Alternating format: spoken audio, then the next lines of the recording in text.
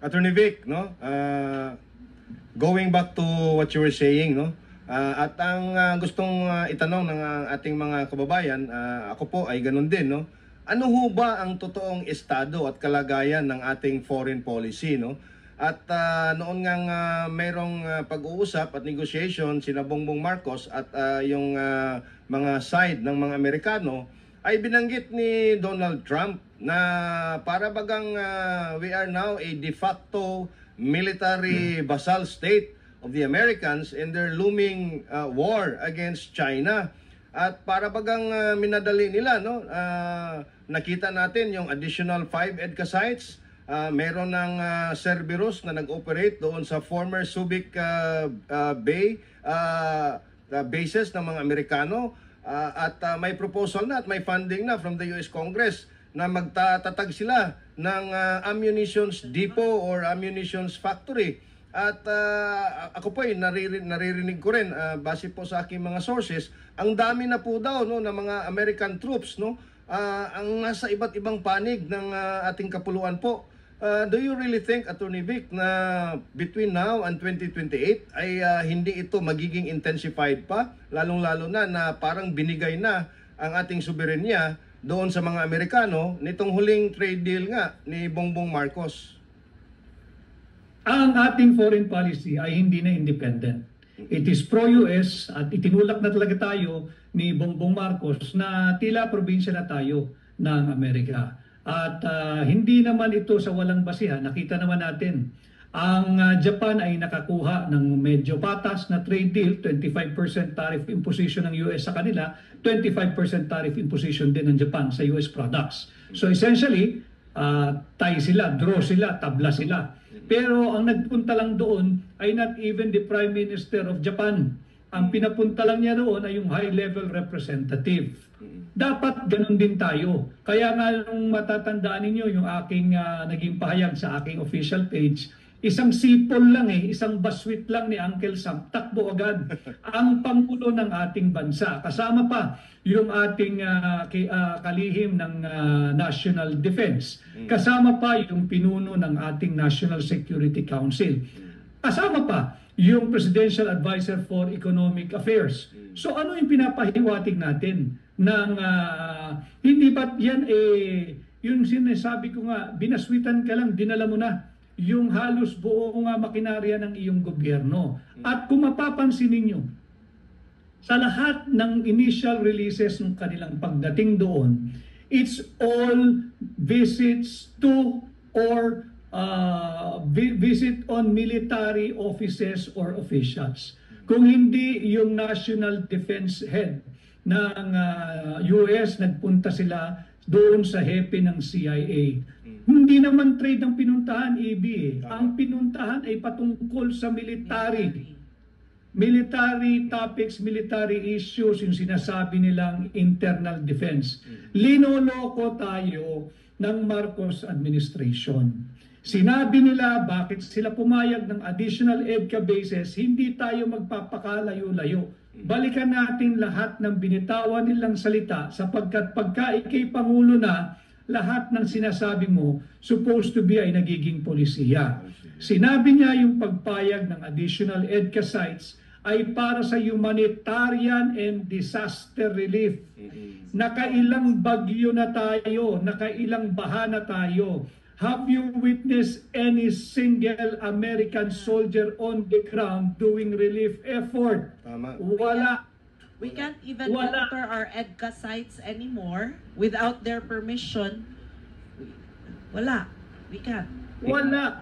Wala. So nagdadagdag pa. Ito'y paghahanda sa isang armadong sigalot na wala naman tayong dapat kinalaman. Parang nangyayari yan sa issue ng Cambodia at Thailand. Meron silang border dispute pero problema nilang dalawa yan. Ganon din yung sa China at Taiwan. Sinasabi ni China, I have to reclaim you. Masyado ka nang naging prodigal son for the longest time. Iuuwi na uli kita. Away yan internally. Wala tayo dapat pakialam dyan. Pero nagpagamit tayo, and worse, nagpapagamit tayo rent-free pa. Alam mo kung magiging practical tayo, pagagamit ka lang din naman, maningil ka na. Paliwanag sa taong bayan na wala tayong magawa, talagang sobrang lakas ng Amerikano. Pero makikipaglukuhan muna tayo dito, pero sa pakikipaglukuhan ito, kikita tayo ng kaunti, pangtulong naman sa ating ekonomiya. Ito wala tayong makikita eh. At dadalhin lang tayo nito sa bingit ng gera. Essentially, as we speak now, di ba sinabi din ni Donald Trump kay Bongbong, wala akong pakialam kung makipagkasundo ka at makipag-trade agreement ka sa China. Tama. Dahil kami aktibong nakikipag-engage sa China pagdating sa kalakalan. O bakit dito sa Pilipinas, ang bukang bibig, ang ibinubulalas ng matataas na opisyal ng gobyerno, anti-China. Nakikipag-away sa China. Yung mismong amo nila, yung principal nila, yung United States of America, sinabi na openly in full view of the many live media covering that visit, wala akong problema sa China. Okay ang US at China. Kung gusto mo makipagtransaksyon sa China, go ahead, okay with me. Malinaw yun eh. So dito makikita mo, bagamat idinidikta ng Estados Unidos yung kanilang kagustuhan, mangyayari lang naman yan, Ibi at Irene at aking mga kamaksama sa Maisog, kung pahihintulutan ng nakaupong Pangulo. Ang problema natin, pinahintulutan eh. And now they're talking about, we're not only talking about the 19% tariff. Meron pa siyang pasubali na inuutusan niya ng 5% increase in military spending, 5% based on our GDP. Itutulong Amerikano na dagdagan nyo yung inyong military spending ng 5%. Bakit ka maglalagay sa military spending? Kung meron niyang findings na 25.9% ng Pilipino ay nagsuffer o nakaramdam ng involuntary hunger. 25.9%. Meaning yung mga hindi po nakakain ng isang beses sa loob ng 3 buwan. At least once in 3 months. At ang pinakamataas dito ay yung self-rated poverty na umabot ng 63%. 63% ang self-rated poverty, highest in 2 decades. And yet, you're able to afford $5.58 billion for the purchase of F-16 fighter jets. Wala naman tayong kalaban externally. Walang problemang magpalakas tayo militarily to defend our sovereignty. Pero kabalintunaan gusto mong ipagtanggol lang yung soberanya, pero isinuko mo yung soberanya mo sa Amerikano na wala namang malasakit sa'yo. Yung mga kasamahan natin dito sa Maisog, kailangan paliwanag din ninyo sa ating mga kasamahan. Pag nagkaroon ng digmaan, ang missile ng China will travel for much delayed amount of time bago yan makarating sa airspace ng Amerika. Yun ay kung makakarating. Ganon ka-safe ang bansang Amerika pag tayo ay pumasok sa isang armadong hidwaan. Samantala ang airspace natin, hubad.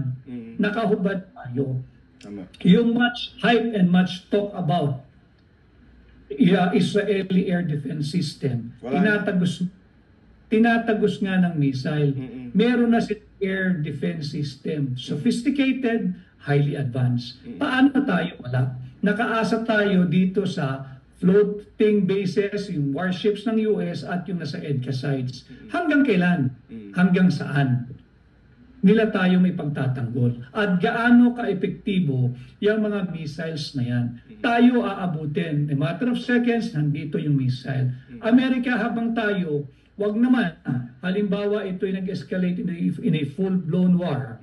Habang tayo ay binobomba, napanood natin yan, nangyari sa Israel, nangyari sa Iran, nangyari sa Syria, nangyayari sa Gaza. Nakita natin yan. Nangyayari ngayon sa pagitan ng Thailand at Cambodia.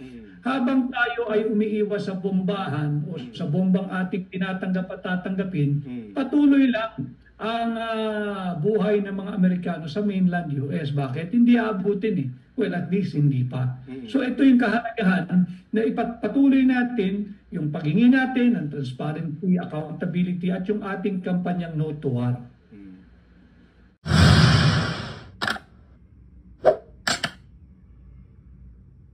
Wala sa kanila ang mga pumapalakpak sa China at natutuwa pa kapag tayo ay binobomba ng tubig, bukod pa ron ay inaagaw pa ang mga isla natin. Tayo ba ay papayag na babalik sa panahon gusto ng kung kailan gusto ng ating mga liderato maging probinsya tayo ng China? I like China. I sell apartment for I just sold an apartment for $15 million to somebody from China. Am I supposed to dislike them? I own a big chunk of the Bank of America building in 1290 Avenue of the Americas that I got from China in a war. Very valuable. I love China. The biggest bank in the world is from China. You know where their United States headquarters is located? In this building, in Trump Tower. I love China. People say, oh, you don't like China. No, I love them. But their leaders are much smarter than our leaders. And we can't sustain ourselves with that. There's too much. It's like take the New England Patriots and Tom Brady and have them play your high school football team. That's the difference between China's leaders and our leaders. They are ripping us. We are rebuilding China. We're rebuilding many countries. China, you go there now, roads, bridges, schools, you never saw anything like it. They have bridges that make the George Washington Bridge look like small potatoes. And they're all over the place. We have all the cards, but we don't know how to use them. We don't even know that we have the cards because our leaders don't understand the game. We could turn off that spigot by charging them tax until they behave properly. And we are essentially concerned with the defense of our territory and the exercise of our sovereign rights. Now, whether we do this not alone, we need to do this with our partners. And again, our strongest partner has always been the United States. But of course, we present that position very clearly to anyone who has intentions of unilaterally changing the world order, and that is how we are guided. And she's invited me to China, and we'll probably be doing that in the not too distant future, a little bit out, but not too distant. Getting along. If he gets along with China, because we're getting along with China very well. We have a very good relationship. In fact, the magnets, which is a little complex, if the president dealt with China, if that's meant, because I think he has to do what's right for his country. I've always said, make the Philippines great again. Do whatever you need to do, but you're dealing with China wouldn't bother me at all. It is something that we have to do in any case. Yeah.